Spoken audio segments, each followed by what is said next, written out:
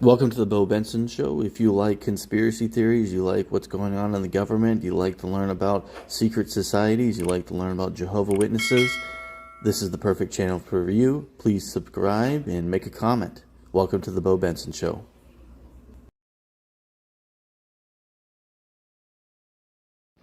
All right, so I want to explain to you what you're about to hear. So this is a completely and utterly not prepared for, on-the-spot discussion I had with a former member of the organization known as Jehovah Witnesses. This is somebody I know, but they're not comfortable with discussing their belief systems in person, so I have altered them and myself's voice so that you cannot identify who they are. But I want you guys to hear and listen to this person talk about their experiences of why they left the organization, what it was like for them. I would greatly appreciate that you listen to this video. It would mean a lot to me. And I do understand that the audio is going to be strange because of it's using that voice alteration that I use for when I tell you really scary things. So I want you to be aware it's not me, but you'll hear me ask questions and to this person who is not going to be identified. All right, go. So I remember when I left the church, it was like, let's see, I'm 31 now. I left when I was around, I think it was 18. Must have been like, what, 12 years ago, 13 or so. It was during the summer when I was in high school before my senior year. And I remember this great feeling of like releasing like a massive weight off my shoulders. And I remember like I came to terms with myself and I was like, okay, like why am I here doing this thing? Like why am I believing this? And I thought about it for like, it must have been like a couple hours where I was just thinking through like, hey, what am I doing? Why am I doing this? And I thought about like my family and the truth and all types of things. And the conclusion I came down to was that after spending a few months researching and watching videos of like religious leaders debating, like Catholic leaders, Christian leaders, Muslim leaders, yada yada yada, atheist leaders, like I listened to all these people speak in public forums and debate each other, and I started to come to the conclusion that I didn't really believe in this anymore, and I started to question myself why I was doing it. And the answer I came to was I was doing it because I was afraid of what my family would think of me if I left. And in that moment, like when I finally came to that realization, I decided that that reason was not a good reason to be in a religion. And in that exact moment, I decided that that is wrong and I'm done.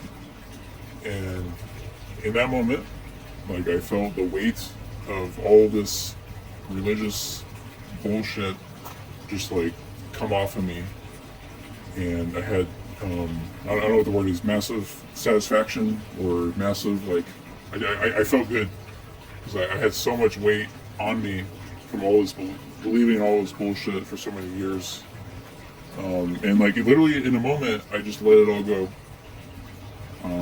And it was difficult to do it, but when I finally did, I felt just massive relief. One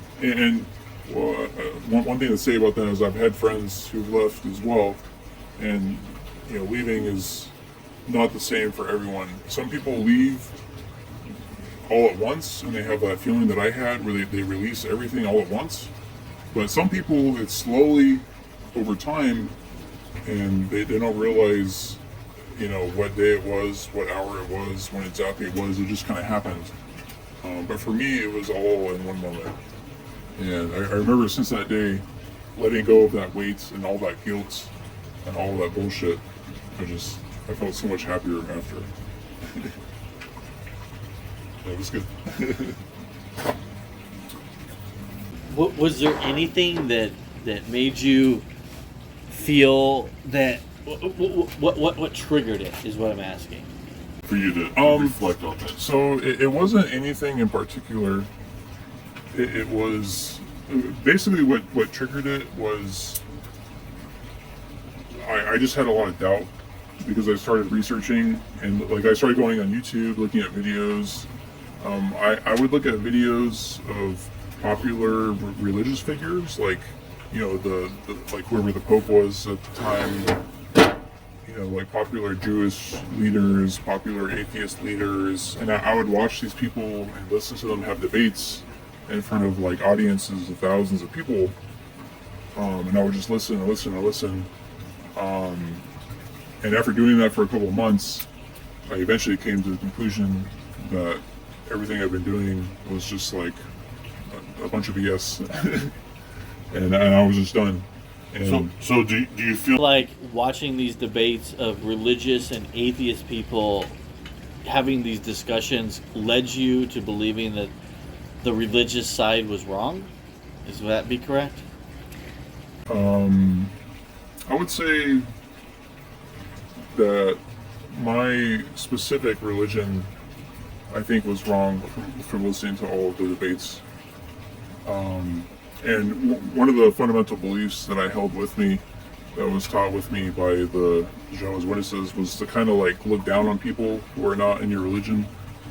And I never could, I could never let myself look down on people or like abandon people because they don't believe my faith. I always just thought that that was like kind of sick and like disgusting. So that was probably one of the fundamental beliefs that carried me in to the end. But yeah, I mean, I don't know. I looked, I thought, and it just didn't make sense. now? This has been a long time. Oh, sorry about that. So this has been a long time since you've left the organization. How has your life changed, if you don't mind me asking, since you left? Is it better? Yes. So since I left, like 100% better, 200% better. When I was a witness, like I always had this like I always had like this massive weight over my shoulders of like, I'm not good enough. I'm not doing what I should be doing. Like every moment was like, oh, like I should be thinking this, I should be doing this. Like it was like my natural instincts as a human being. I was trained to like attack myself, and it just didn't make any sense.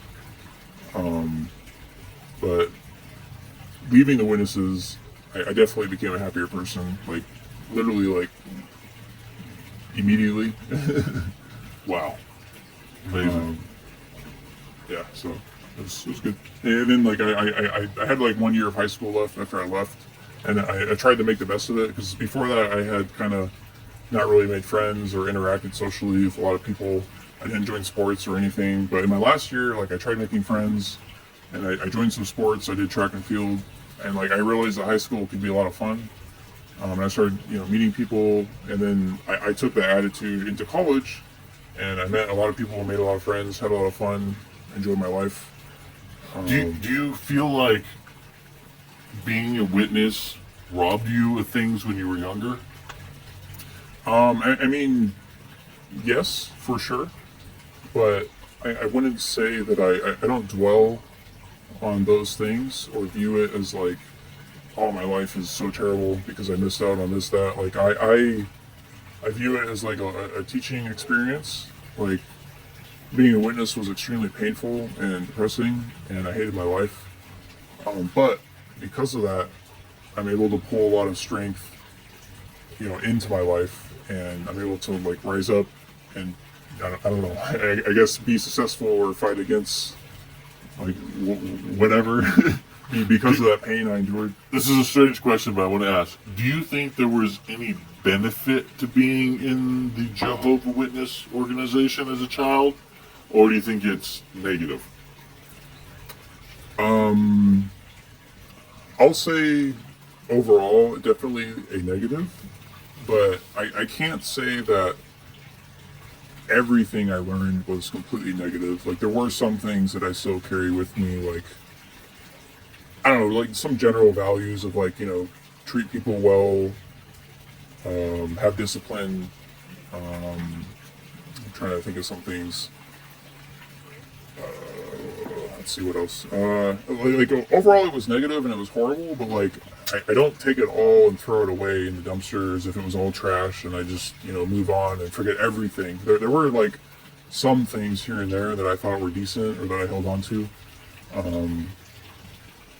Although it's not really coming to my mind at the moment, specifically what those things were, but some good things here and there, but overall, like, pretty bad. Yeah. Okay. Last question, and we'll stop it. Do you think that the governing body of Jehovah Witnesses is divine and speaks on the behalf of God, or do you think they just make shit up? I think they make shit up. Okay, we'll stop right there. Thank you. So I hope you guys understand, or you guys enjoyed this video, and you have an understanding what this former member of the organization. So I will let you know, this is somebody I know. They were actually at my house with me doing this interview. It was completely unexpected, and I was just like, hey, do you want to tell your story? And they're like, yeah, but I don't want anyone knowing who I am, and I don't want anyone being able to tell my voice. And I said, no problem. I said, I have an application on here, and I can alter it. And so I said, is that okay? And they said, yes. And so then they shared their experience of being in high school and then going into college and what it was like being a member of the organization. Now, obviously, this person is younger than me, obviously, by a significant amount. One of the things that we were talking that's not recorded in this is afterwards, this individual was never part of any kind of like ritual abuse of any kind, just so you guys are aware. They are aware of the organization's abusive behavior to people they know, but they have never personally been like abused, let's say that way. So just to give you a little bit of context, and basically what he was saying is that once he realized that this dogmatic belief system of the organization wasn't true, it was like a huge lift off. And he realized the only reason that he ever even cared what these people were saying, it wasn't really that he believed this, it was because he was worried that his family was going to shun him. And this person has an individual in his family where that happened to, and he was honestly intimidated for a while. And then once that intimidation was gone, he realized that, if they want to do this, then they're going to do it. There's nothing to it. I'm not going to ruin my life to make these people happy who barely talked to me in the first place. And once he did that, he said his life exponentially increased and is better. And, and I asked him also, like, have you ever thought about going back? And his answer was F no. Never. He said that, these people are lost, confused, ignorant, racist. His viewpoint, because this person is educated, this person has traveled around the world, this person has an understanding of different cultures, and looks at Watchtower as if basically they're a cult of simple-minded people is how he looks at it. He doesn't hate them. He has very little respect for them because of the fact that they claim to be so knowledgeable, and they have lied about so many different things in order to try to indoctrinate people, that he has very little respect for them. And the way that they look down and treat people, he really doesn't like that. That was the main thing that got him at the organization, was the racist, bigoted, and hatred they have for people such as, gays or lesbians or things of that nature. And since he's a younger generation, that's more in the public sphere. He has very little respect for the organization and the way they treat people of, those different lifestyles. Instead of respecting anyone, letting people live their own life, they're trying to force their ideology on everyone. Great interview. I liked it. I want to continue doing this because I think it's great for people to see the true face of Watchtower, what people really think of it, and to get an ideology of other people's opinions and experiences about Watchtower that's different than my own.